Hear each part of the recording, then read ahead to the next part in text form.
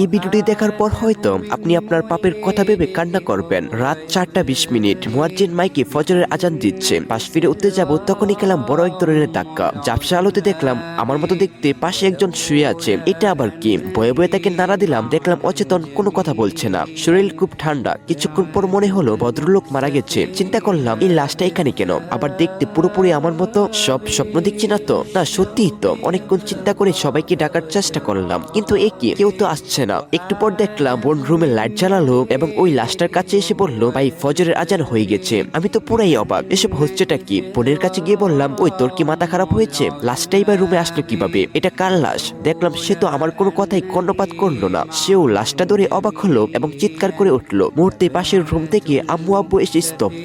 আম্মু দপ করে খাটে বসে লাশটাকে ধরে জাগাতে লাগলো এবং চিৎকার করে বলতে লাগলো, বাবা কি হয়েছে তোর? কথা বলছিস না কেন? কথা বল। আম্মু ব্যাপারটা বোঝার সাথে সাথে বেহুশ। চিৎকারের আওয়াজে চাচা চাচি ভাই ভাবি কাজিনরা সবাই জড়ো হলো। লাশটা দেখে সবাই ইন্নালিল্লাহ পড়তে লাগলো। আশেপাশে কান্নার রোল পড়ে গেছে। মুয়াজ্জিন যখন আমার বাবার নাম নিয়ে বললেন, অমুকের ছেলে অমুক ইন্তেকাল করেছে, তখন মনে হাই ভোল্টেজের শক খেলাম। সবাই আমাকে বাদ দিয়ে লাশটাকে নিয়ে ব্যস্ত হয়ে পড়লো। কাউকে বুঝাতে পারলাম না যে আমি বেঁচে আছি। মনে হলো সবাই পাগল হয়ে গেছে। এক কাজিনকে খেপে গিয়ে একটা ধাক্কাও মেরেছিলাম, কিন্তু দেখলাম সে বিন্দু পরিমাণ প্রতিবাদ করলো না। ফজরের পর লাশটা গোসল দেওয়ার ব্যবস্থা করা হলো। মুয়াজ্জিন সাহেব আরেকজনকে নিয়ে আসলেন গোসল দিতে। দুজন বলাবলি করতে লাগলো, আরে মৃত্যু কার কখন আসে বলা যায় না, এরকম তাগড়া মানুষ মারা যাবে কেউ ভাবছেন? কাল বিকেলেই তো আমাদের সাথে হাসি খুশি ভাবে কত কথা বললো। আমি লাশের পাশেই ছিলাম, দাঁড়িয়ে ওনাদের কথা শুনছিলাম। গোসল দেওয়ার পর কাফনের কাপড় পরিয়ে খাটিয়াটার উপর লাশটা রাখা হয়েছে। লাশ ঢাকার জন্য মসজিদ থেকে কালো রঙের কাপড় আনা হলো। সবাইকে শেষবারের মতো লাশ দেখার সুযোগ দেওয়া হলো। এখনো আমার কাছে সবকিছু পরিষ্কার না, কিছু বুঝতে পারছি না। বাসার আশেপাশে প্রচুর মানুষের ভিড়। আত্মীয় স্বজন বন্ধু বান্ধব সবাই এসেছে লাশটাকে দেখতে। কত পরিচিত মানুষ কান্নাকাটি করছে,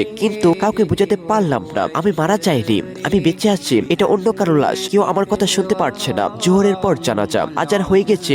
লাশ নিয়ে যাওয়ার মুহূর্তে আম্মু আর বোন লাশ ধরে সে কি কান্না।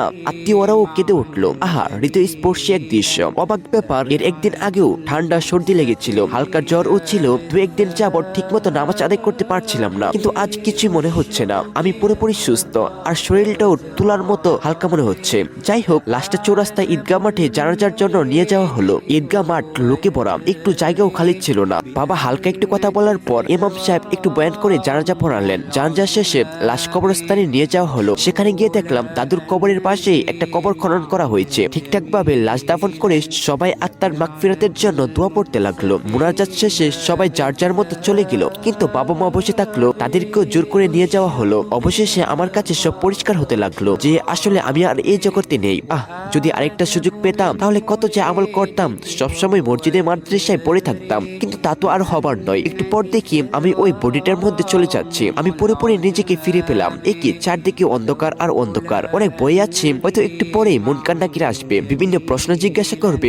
না পারলে শুধু হবে কবরের আযাব। শুয়ে শুয়ে অন্ধকার করে পুরো ঘটনাটা চিন্তা করলাম, ভাবলাম এগুলা হচ্ছে, একদিন তো হবে। হঠাৎ শোয়া থেকে উঠে বসলাম। শরীরের প্রতিটা রোম দাঁড়িয়ে গেছে। এই স্বপ্ন আমাকে বদলে দিতে সাহায্য করবে। প্রতিটা মানুষ এভাবে প্রতিদিন মৃত্যুকে স্মরণ করা উচিত। তাহলে আশা করা যায় গুনাহ থেকে মনকে বিরত রাখা যাবে এবং কবরের প্রস্তুতি নেওয়া যাবে। আশা করি ভিডিওটি আপনার কয়েকজন ফ্রেন্ডকে শেয়ার অথবা মেনশন করবেন। হতে পারে আপনার শেয়ার করা ভিডিও দেখে কারো পরিবর্তন আসলো। তো আজকের মতো বিদায় নিচ্ছি। প্রিয় ভিডিওটা ভালো লাগলে এটিকে ফলো করে দিও। তো দেখা হবে নতুন একটা ভিডিওতে। আজকের মতো আল্লাহ হাফেজ।